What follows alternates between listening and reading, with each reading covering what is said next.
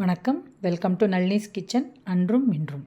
இன்றைக்கி இந்த வீடியோவில் நம்ம மாங்காவை வச்சு ரசம் எப்படி செய்கிறதுங்கிறத பார்க்கலாம். இது ரொம்ப டேஸ்டியாக இருக்கும், செய்கிறதும் ரொம்ப ஈஸி. நீங்கள் எல்லோரும் ட்ரை பண்ணி பார்க்கலாம். எப்படி செய்கிறதுங்கிறத பார்க்கலாம். நான் இந்த மூக்கு மாங்கான்னு சொல்லுவோம் இல்லையா, அது எடுத்துட்டுருக்கேன்.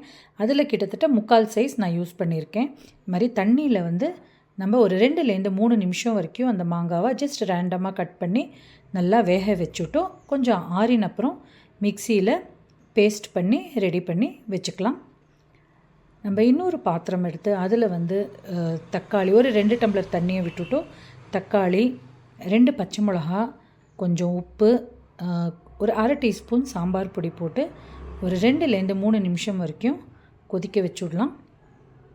கொதிக்க வச்சப்புறம் நம்ம இந்த அரைச்ச பேஸ்ட், மாங்காய் பேஸ்ட்டை கொஞ்சம் தண்ணியை விட்டு அந்த மிக்சியில் கொஞ்சம் வாஷ் பண்ணி அப்படியே அதில் விட்டுட்டோம்.